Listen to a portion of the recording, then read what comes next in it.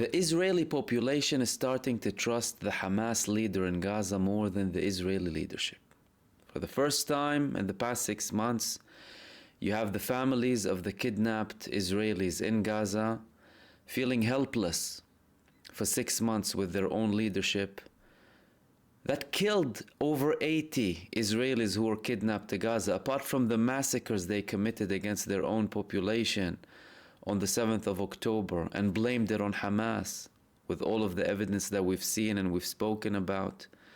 Pilots saying we received orders to shoot at everyone going to Gaza.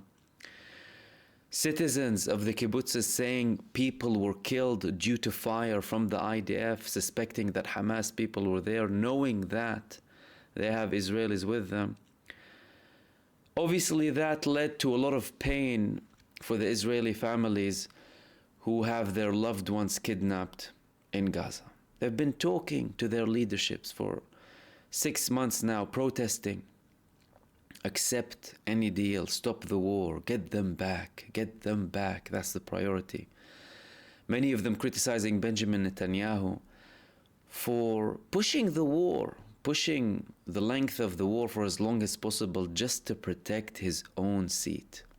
Careless about the Israeli population, careless about the Israeli army, careless about anyone, sending people to die knowing that they cannot win this war. Now they're climbing down the ladder.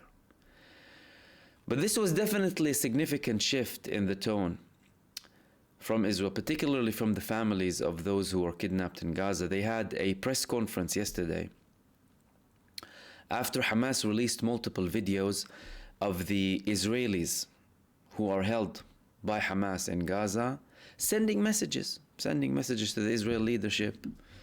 You're betraying us, release us, reach a deal.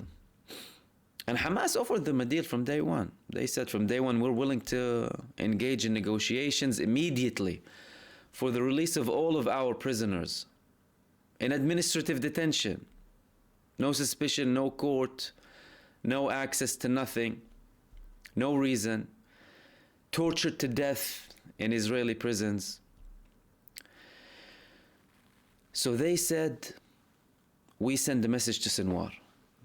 They ended their conference. They said a lot of things. They sent the messages to their families. In the end, they sent a message to Yahya Sinwar. Please accept the deal. They told him, just please accept the deal. Before they addressed the Israeli leaders, but before they addressed Netanyahu. And then after they addressed this message to Sinwar, the Hamas leader in Gaza, they sent a message to the war cabinet, not to one person. Because they know Israel split, They don't know exactly who's leading it. They sent a message to the war cabinet, accept any deal. Message to the war cabinet, without please, accept any deal. And these people have been back and forth with the protests, with the pressure on Israel, and they're not listening to them, careless about their own people. Yet, this is not highlighted enough. And it's not highlighted enough the fact that the only Israelis who went back to Israel and who were released through a deal, not through war. Benjamin Netanyahu keeps banging on about the fact that he released Israeli prisoners during this genocide. But he deliberately does not mention the fact that they were only released after they followed the conditions of the Palestinian resistance, stopped the war, allowed aid in, allowed people back to the north, and released Palestinian prisoners as well. However, it doesn't seem like Benjamin Netanyahu is listening, but it seems like it's the pressure that's being put on him that's forcing him to step-by-step take action and potentially lead to a very short ceasefire that will potentially lead to a longer ceasefire that everyone's talking about at the moment. And this was the main thing that I wanted to talk to you about in this video, and I will see you soon in the next video.